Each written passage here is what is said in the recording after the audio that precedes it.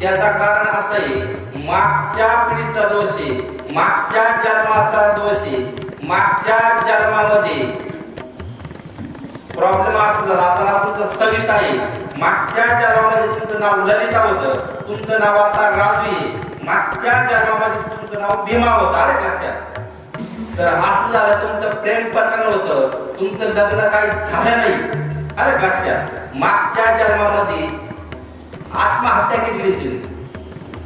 शुक्रवारच्या दिवशी आत्महत्याचा प्रयत्न केला होता. पहा, मागच्या जन्माचा दोष होता, थोडासा पुन्हा राहिलेला होता. आलं लक्षात? तुमच्या दोघांमधला. श्री गुरुदेव दत्त. घरामध्ये शांतता राहते अजिबात. राहते का? डोळे उघडे. घरामध्ये शांतता राहत नाही, सारखे वाद चालू राहतात. राहतात. डोक्यामध्ये विचार जास्त येतात. तुमचं नाव राजू आहे ना, मागच्या जन्माचं कर्म रडत आहे. तुमचे नवरा बायको वाद होताचे जास्त तुमच्या दोघांची. मागच्या जन्माचं जे कर्म होतं ते नडत आहे. वाद असे होतात का, असं वाटतं कधी कधी मला आत्महत्या करावा, असं होतं का? कोणाची बोला माईक हो. असं कधी कधी वाटतं आत्महत्या करावा. 3 वेळेस आत्महत्याचा प्रयत्न केलाय, पण नक्की केला का? अर्ध सांगतो ना. 3 वेळेस आत्महत्याचा प्रयत्नही केला होता. त्याचा कारण असं आहे, मागच्या पिढीचा दोष आहे, मागच्या जन्माचा दोष आहे. मागच्या जन्मामध्ये प्रॉब्लेम असं झाला. आता तुमचं सविता आहे, मागच्या जन्मामध्ये तुमचं नाव ललिता होतं, तुमचं नाव आता राजू आहे. मागच्या जन्मामध्ये तुमचं नाव भीमा होतं. आलं लक्षात? मागच्या जन्म मागच्या जन्म आठवायचं तुम्हाला. तर असं झालं, तुमचं प्रेम प्रकरण होतं, तुमचं लग्न काही झालं नाही. आलं लक्षात? मागच्या जन्मामध्ये आत्महत्या केली तुम्ही. त्यामुळं ह्या जन्मामध्ये आत्महत्येचे विचार जास्त येतात. नक्की येतात का? आणि वाद असे होतात का शेवटच्या टोकाला भांडण जातात. आणि पैसा पाणी लक्ष्मी अजिबात घरामध्ये थांबत नाही. कष्ट करून करून थकून गेले. आता मागच्या जन्मात तुमचं आठवायचं नाही. तुमचं प्रेम प्रकरण होतं, पण ललिता नाव होतं मागच्या जन्मात. तुमचं लक्षात? तुमचं लग्न दुसरीकडे झालं होतं, यांनी आत्महत्या केली होती. त्यानंतर परत दुसरा जन्म झाला. ह्या जन्मात तुमचं नाव सविता आहे, त्यांचं नाव राजू आहे, राजेंद्र आहे ना. लग्न तर तुमचं झालं, पण लग्न झाल्यापासून घरामध्ये सुख शांती नाही. सारखे वाद होतात, लक्ष्मी थांबत नाही. शेवटच्या टोकाला भांडण जातात. असं वाटतं एखाद्या लग्नाचा घोड घ्यावं, अशा स्टेपला जातात. ते तर झालंच आहे, तुमचं तर आयुष्य गेलं चार. पण मुलाचं टेन्शन जास्त आहे तुम्हाला. मुलाचं टेन्शन, मुलगा शांत राहत नाही. तुमच्या तर घरामध्ये वाद होतच होते, पण मुलाचं टेन्शन वाढलं. मुलाचं नाव स्वप्नील, त्याच्या बायकोचं नाव श्रद्धा. काय नाही, त्याच्या बायकोचं नाव श्रद्धा. त्यावेळेस तुम्ही सांगत होते त्या मुलीबरोबर लग्न करू नको. नक्की आहे का? तुम्ही म्हणते त्या मुलीबरोबर लग्न करू नको, कड लागणार नाही. मुलांनी काही ऐकलं नाही. काय ऐकलं? लग्नाचं झालं प्रेम प्रकरणातून झालं. लग्न प्रेम प्रकरणातून झालं, पण दोघांचं अजिबात जमत नाही. शेवटच्या टोकाला भांडण गेले होते. पत्नी आता जवळ नाही, आता श्रद्धा जवळ नाही.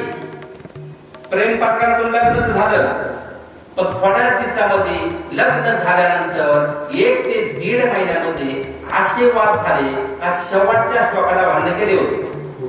शेवटी ती निघून गेली. पत्नीचा चेहरा कपडे धरायचा. डबल नाव आहे श्रद्धा आणि अजून एक नाव आहे दीदी. चेहरा कपडे धरायचा. दत्ता कोरपा होई. तिचे आई वडील म्हणण्यापेक्षा हिचंच मन काचकूच करू राहिले. येऊ पण नको येऊ पण नको, आई वडिलाचा काही संबंध नाहीये, निमता आई वडिलाच आहे. ती आई वडिलाचं काही ऐकत पण नाही. तिचा आणि आमचा संपर्कच नाही होत तिला आल्यापासून. दत्ता कोरपा होईल, श्रद्धा येईल, 2.5 महिन्याचा काळ लागल, उपाय देतो का? घरामध्ये सुख शांती अजिबात राहत नाहीये. लग्न तर झालं, 8 ते 9 वर्ष लग्नाला झाली, किती झाली? 10-11 वर्ष झालेत लग्नाला. पण जे स्वप्न पाहिले होते लग्नाच्या वेळी, सगळे स्वप्न फेल गेले. लग्न झाल्यानंतर 2 महिन्यामध्ये घरामध्ये वाद चालू झाले. किती दिवसात झालं? 1 ते 2 महिन्यामध्ये वाद चालू झाले. मागच्या जन्माची काहीतरी पुण्य आहे. वाद पण शेवटच्या टोकाला जात होते. रात्री 9ला भांडण चालू झाले तर पहाटे 3-3 वाजेपर्यंत भांडण चाललेले. नक्की आहे का? आत्महत्याचा सुद्धा प्रयत्न केला होता. जगायचंच नाही म्हणजे मला. निगेटिव्ह विचार जास्त राहतात. मागच्या जन्माचे जे विचार आहे ते विचार डोक्यातून जाऊन नाही राहिले. मी सांगितलेलं बरोबर आहे का? आत्महत्येचे विचार जास्त येतात डोक्यात. निगेटिव्ह विचार निघून नाही राहिले. रात्री 9ला भांडण चालू झालेले, पहाटे 3-3 वाजेपर्यंत चाललेले. शुक्रवारच्या दिवशी आत्महत्याचा प्रयत्न केला होता. फार दत्ता कोरपा होईल. मागच्या जन्माचा दोष होता, थोडासा पुन्हा राहिलेला होता. आलं लक्षात? तुमच्या दोघांमधला वाद असे झालते, पत्नीला सुद्धा अंगवाट टाकलेला आहे. तुमच्या दोघांमध्ये वाद झाले अशी. शेवटच्या चौकाला बांधले गेले. हिला सुद्धा अंगवाट हात टाकला होता. आणि तुझ्या डोक्यामध्ये सारखे काही ना काही भ्रम राहतात, भ्रम तयार होतात. नक्की आहे का? वाईट विचार जास्त राहतात. पण दत्ता कोरपेने निगेटिव्ह विचार आता पूर्णपणे गेलेले, पॉझिटिव्ह विचार तयार झालेले. 3 वेळेस यावा लागल, हवनला बसावा लागल. आलं लक्षात? 1 वेळेस हवनला बसावं लागल. मागच्या जन्माची पुण्य आहे म्हणून तुम्ही जिवंत आहे तर परत गेले असते.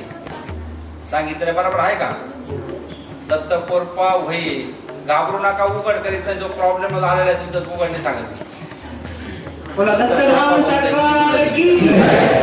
एक विशेष सूचना. सर्व भाविकांनी आणि भक्तांनी दत्तधाम सरकारमध्ये येताना कॉल किंवा व्हॉट्सअपद्वारे संपर्क साधावा. आमचा पत्ता: दत्तधाम सरकार, पूर्वज मुक्तिधाम केंद्र, दत्तवाडी, वडगाव पान, तालुका संगमनेर, जिल्हा अहमदनगर. संपर्क 72 19 30 39 81 किंवा 98 50 72 94 59.